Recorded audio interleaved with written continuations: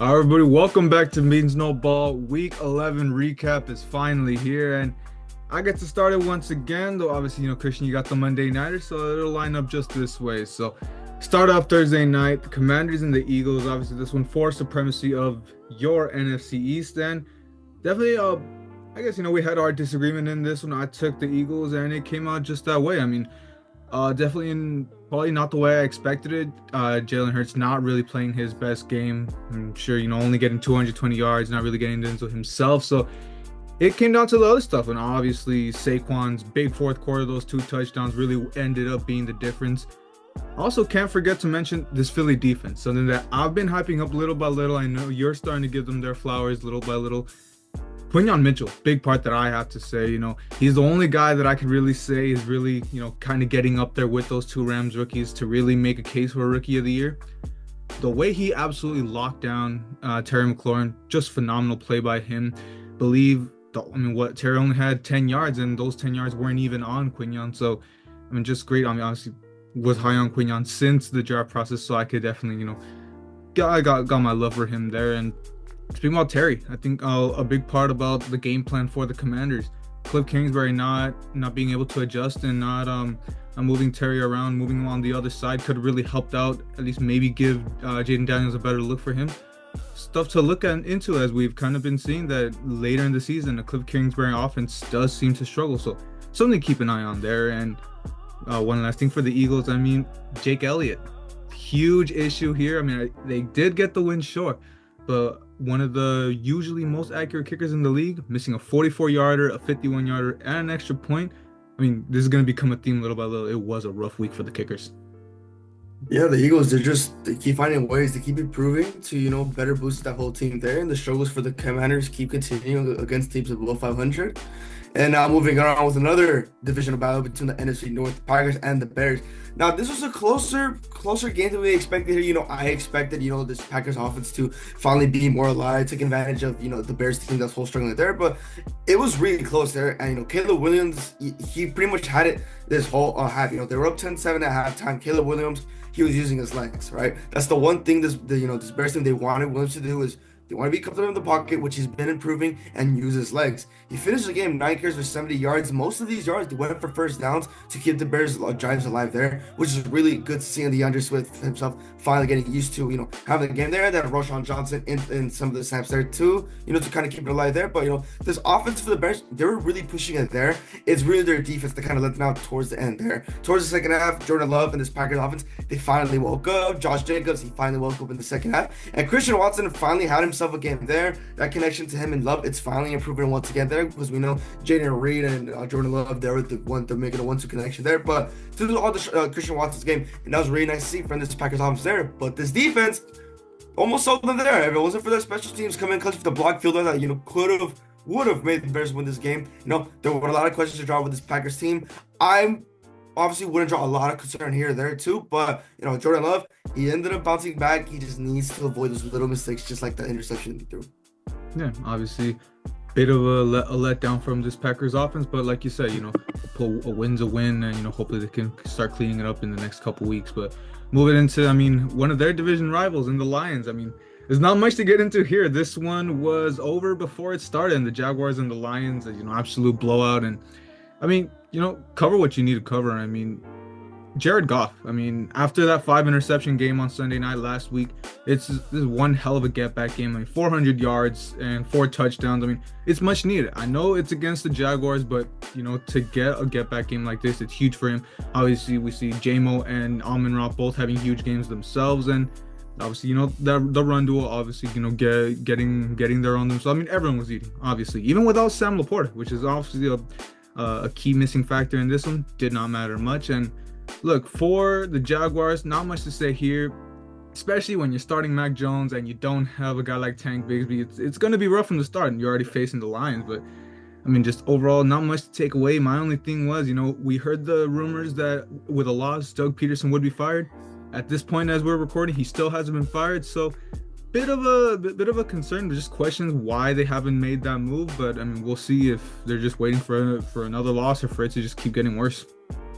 Yeah, no matter how depleted the Lions can be, losing another key piece, they're always gonna find a way to bounce back from that negative thing there. And that's the one thing about the Lions, they're not gonna let one missing factor in that whole offense defense that's gonna stop them. That just shows how scared they are. Exactly, they got a lot of players, behind each depth between each position. And now moving on with the Vikings and the Titans, and I can start to say, the Vikings, they're finally looking a little bit better there. You can argue that it's just the Titans, but you gotta admit, you gotta realize the Titans, their defense.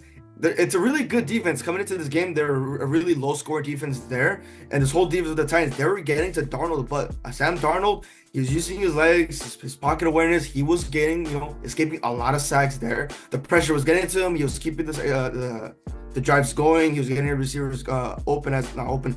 He's getting his reasons involved there, and it's nice to see. Other than just Justin Jefferson, Jordan Addison, and Josh Oliver, those two guys, they were finally stepped up a little bit. So Jefferson didn't have to do, didn't have to pick up the biggest load here. Pause, which is really good to see, especially Addison. I've had a lot of hope for Addison since they drafted him last season. Coming out of USC, he's a USC guy for us here. So really nice to see that Addison's still popping up there. And this Brian Flores defense, once again, it's still a lot of improving to do there, and they're still doing it there. Outside of the huge 98-yard bomb from Levis to Westbrook, I think I might butcher his last name, Westbrook-Ikhine. There you go. Outside of that really big play for the Titans, this whole defense with the Vikings, they play lights out, and it was really good to see. Will Levis, he still had a great game on the pass. The run game, they really contained the run game as well. Tony Pollard couldn't get anything. Will Levis was the leading rusher. So this Vikings team, they're finally starting to improve there. Sam Darnold's looking a little bit more comfortable with that defense. Just they're really improving, and it's really good to see. Yeah, obviously that it's reminiscent of last week. That defense is really keeping them in it. It's just we'd like to see a little more of that early season success from that offense. But yeah, we'll move it into the Raiders and the Dolphins, and this one, I guess, pretty much what we expected. Very good game for Tua once again, close to 300 yards and 3 touchdowns. Huge generational game for Jonnu Smith. Obviously, just a random veteran acquisition for this team. Hasn't done much. Had 1 touchdown on the year, 2 touchdowns, and 1 huge 4th and goal touchdown to really set the tone for this game. Really, just set the pace for the Dolphins overall. Not much overall to say. Just this was a game that the Dolphins expected to win, and they got it done. Now for the Raiders, not much good to say on their side, but we can say Brock Bowers, another great game for him, once again getting into the end zone. Big thing that we have to say, he's definitely looking like one of the best tight ends in the league right now, even as a rookie. It's gonna be great to see what he can do once he finally gets a quarterback. We're assuming into this draft, we're assuming, is that gonna be Shedeur Sanders? Yeah, honestly, like it's just the same thing every week with this Raiders team. It's just the quarterback situation there. As for the Dolphins, they're looking really, really hot. You may think Shedeur. I could think it's Cam Ward too for that Raiders team. We'll see still a couple months there for the draft.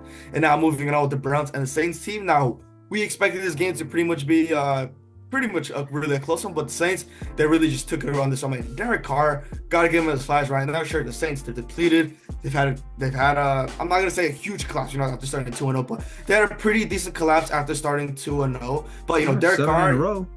Yeah, exactly there. So, but look, they're 4-7. The run is there, but looking at the NFC, I think that at this point, it's just for a morale boost for this whole team there. But Derek Carr, 240 yards, 2 touchdowns. It's really nice to see Derek Carr's finally stepping up for the Saints team. They obviously did start a little bit slow. The Browns were up 14-6 at halftime, but after that, they flipped the switch and they really got it going. The one thing about the Saints offense is this whole offense, for them really to succeed, it's that run game. They're that one team. You have Kamara. That's that one thing really that that's gonna help Derek Carr succeed. But it wasn't Kamara this game. It was Taysom Hill. 7 carries for 130 yards and a touchdown. Not just the rushing attack.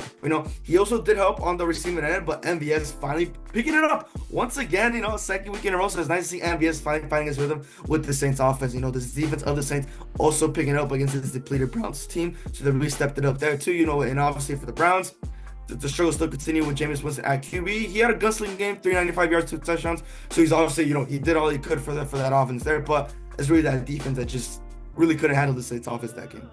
Yeah, like you said, The score looks a lot worse than it really should have been. I mean, Yeah. we see it was a close game, pretty much what we expected. Just a huge 21-point fourth quarter really set this apart. One of our disagreements, you ended up getting the better of it here.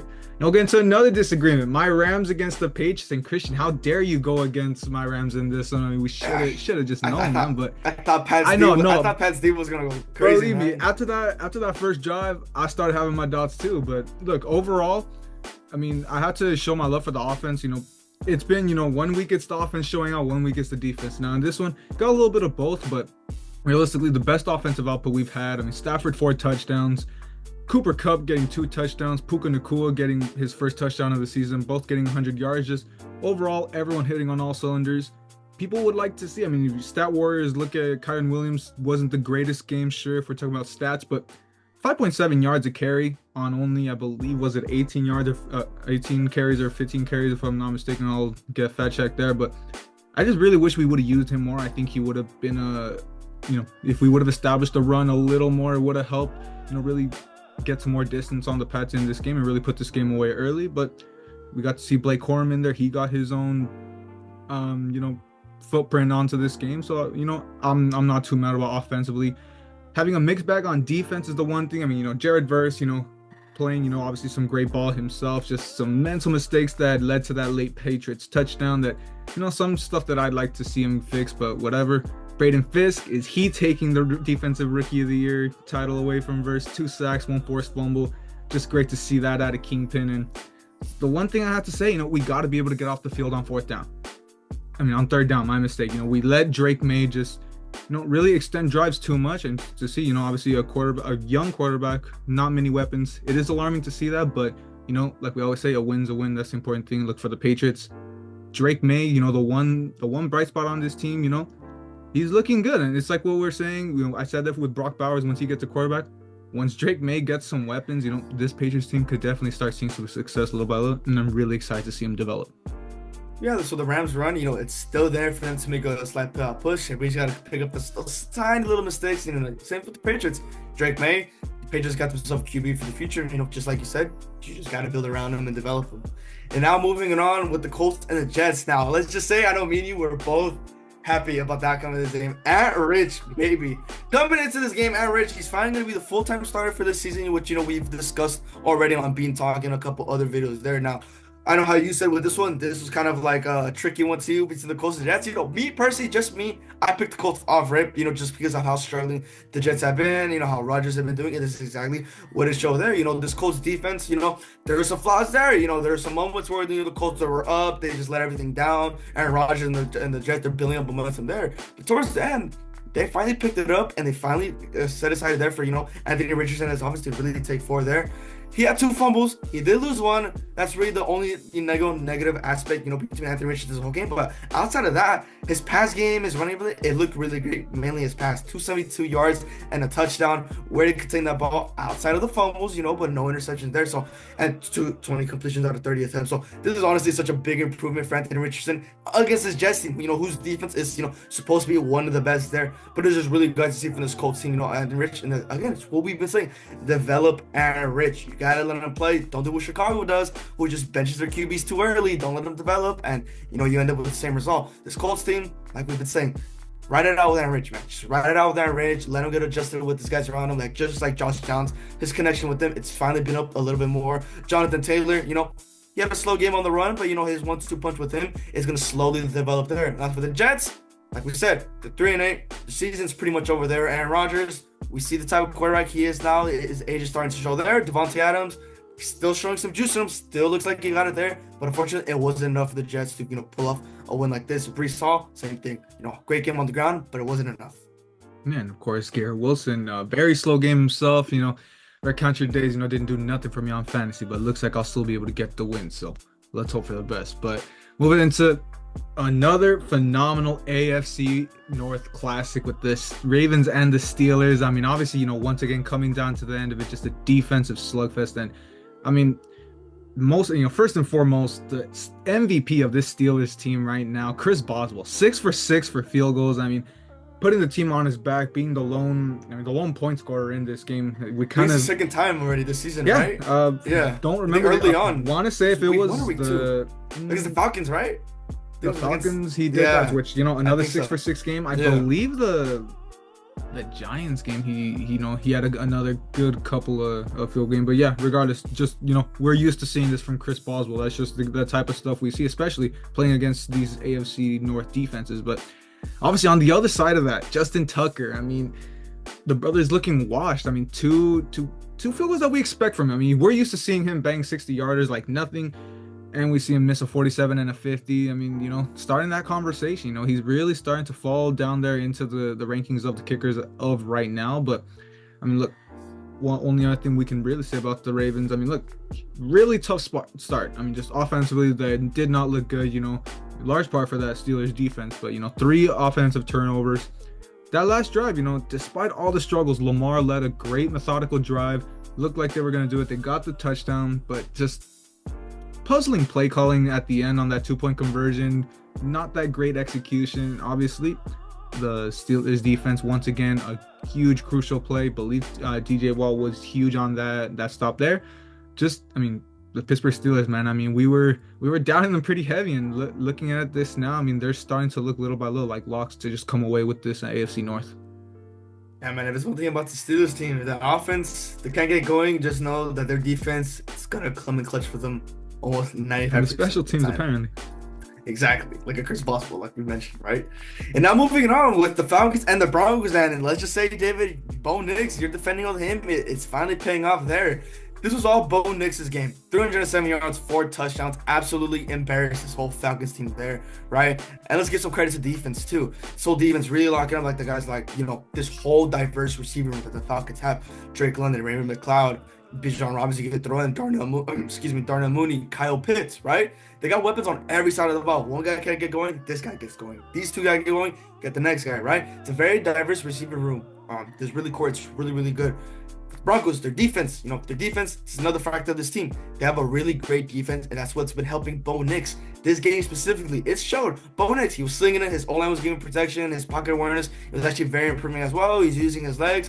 The run game, Javonte Williams, 59 yards and a touchdown, so he did have some help there, factor in for the win there. But really, this was just the passing attack for Bo Nix, really slinging it against this Falcon D. Really found their weak spots. Cortland Sutton, their connections finally, starting to, finally kick loose. It's finally looking a lot better, right? And that's what you want to see against this Broncos team, 6-5. Their run, for that 7th seed, it's looking very, very great now there too. Started trying some concerns for this Falcons team. I mean, 6-5. Kirko. We saw the first couple of weeks of the season. He was looking great. That this Falcons team was going to be one of the scary teams in NFC. But after this game, Bijan not being able to get loose, Drake London getting locked up. You're lucky Amon Ra, went off. Thankfully on fantasy there, dude. And Kirk Cousins just struggling in the pass attack with that old line.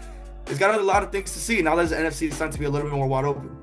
Yeah, absolutely. I mean, this is one of the teams that I told you, not a favorite to be saying this, but the Falcons could be one of those teams to have a late season collapse, and after a loss like this, a pick like that is starting to look stronger little by little. But big result in the NFC West right here, the Seahawks and the Niners.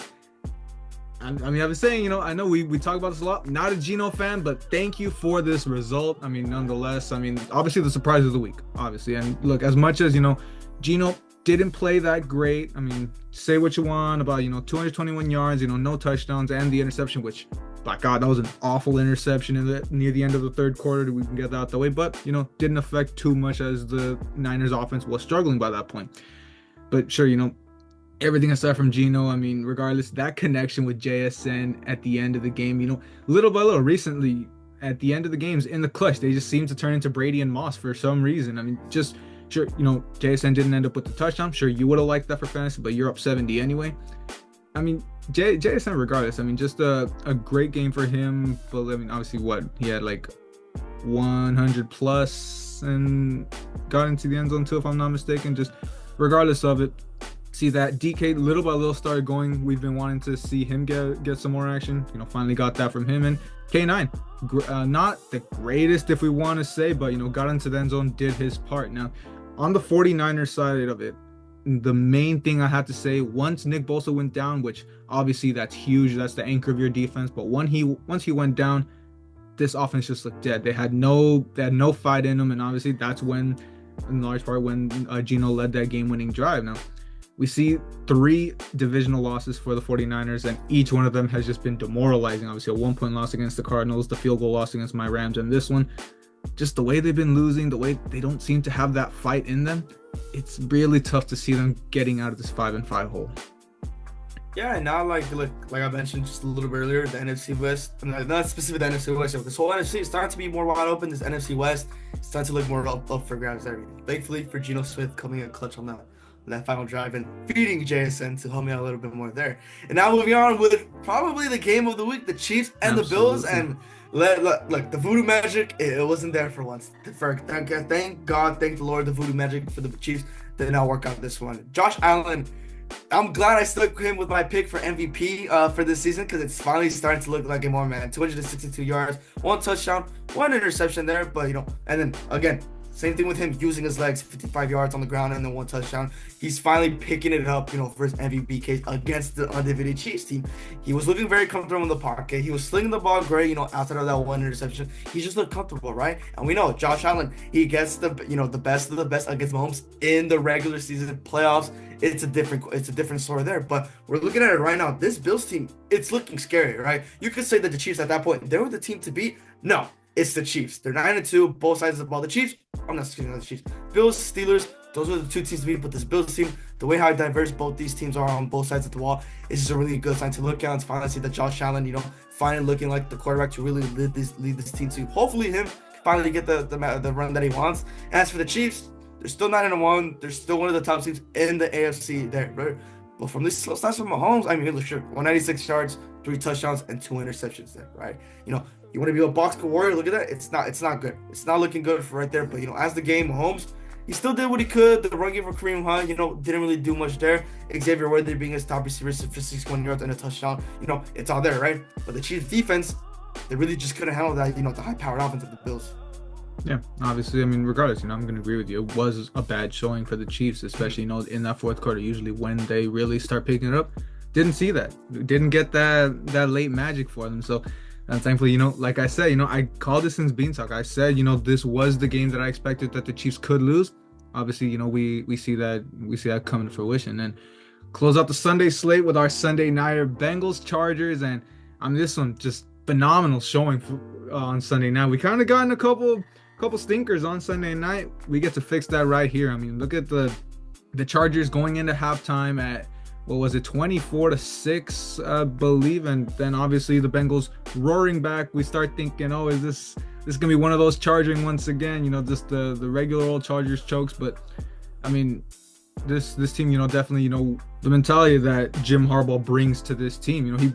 He brings something that the Chargers haven't had in a while, and that's fighting and being able to finish games. And sure, we see the Bengals come all the way back and tie this game. Like I said, we think, it's easy, Bengals got all the momentum.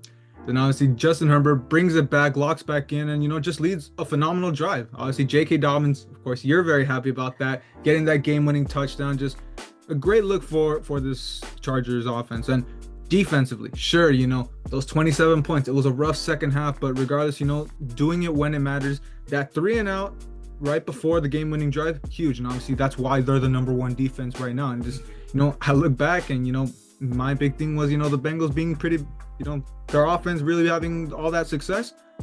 Should have taken the Chargers when we really see, all that, the type of defense that they've been playing, you really start thinking that. But just going to the Bengals side of the ball, I mean, it's looking rough. As much, Joe Burrow, MVP case after MVP case. And, it seems like the defense just continues to shit the bucket for him. I mean, it looks like no matter what kind of performance Joe Burrow does, the defense is not really going to be able to put it away from him. So it's looking like playoffs are going to be pretty hard to attain at this point at 4-7. So see what ends up happening. See if there's any magic left for this Bengals team, but it's going to be rough. And, the Chargers just looking like a buzzsaw little by little with that defense.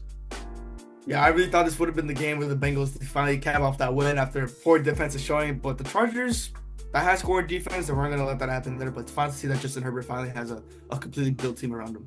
Yeah, and finally closing out with the Monday Nighter. It just finished up another horrible play by this Dallas Cowboys team. And obviously, this is weird. This is weird starting off. It was really should not have been a close game, being 17-10 at halftime. I was very surprised by this offense and this defense. Well, the defense actually stepped up for once in the first half. Then come second half, I expected that second half collapse. That's always been happening, man. I mean, Cooper Rush. I mean, he threw for 354. I mean, that's not really much to say there. He ended up getting a touchdown and interception. Again, not much. That whole second half was just horrible. I mean, he was missing a lot of easy throws. The O-line wasn't blocking. We got a lot of injuries on it now. Zach Martin, Tyler Smith's down injured on that O-line. Still O-line is getting a little more chopped up. The run game's still not there. I know they want to get Rico going. I know they want to develop him. But against that, Houston defense that stepped up against us, really couldn't get anything going there. The fake punt on fourth down. Just a lot of things wrong with this Dallas Cowboys team. And again, Jerry Jones, you trade for Lance for a fourth round pick, and you don't want to start him. At this point, just ride out with Lance for the whole season. You got nothing to lose. You absolutely have nothing to lose. At this point, we're just tanking for a higher draft pick. That's really what you got to do. CeeDee Lamb, again, they fed him this whole game. He had a great game other than being a lineup against Stingley. He absolutely locked his ass up. I believe it was 2 catches, 19 yards. I don't know if he got more or got less. Who knows there, but absolutely just a dominant game from Stingley and that whole defense from that Houston Texans team. CJ Stroud, he started slow, picked it back up once again, but obviously Joe Mixon was the key factor in this whole Texas offense. So once again, this Texans team, I was a little worried just the way how slow they were against this Cowboys team. And for the Cowboys, once again, just a shitty season and just ride the tank, man. Start Lance. Yeah, obviously, I mean, did have a nice little start. Probably maybe expected a little more, but like you said, that expected second half collapse. But yeah, I guess obviously that wraps up for the games. Obviously, to close this out with our predictions, Christian, it was a rough week for you. I had a decent one at 10-4. You had 7-7. I opened the lead back up to, I believe, 11 games between us. So we'll see. Like we say, keep saying if we're gonna have you. I mean, we had probably the most disagreements we've had in a while, right? 5 in this week. So I think so. I think you're what, 3-2? I went 4-1. 4-1. Because you only got, shouldn't even have been a disagreement with the Saints and the Browns, but you got one there to keep it from a 5-0. But that is going to do it for us here. That's going to wrap up the Week 11 recap. Thank you guys for watching. Hope you like and subscribe, and we'll see you right back for Bean Talk on Thursday.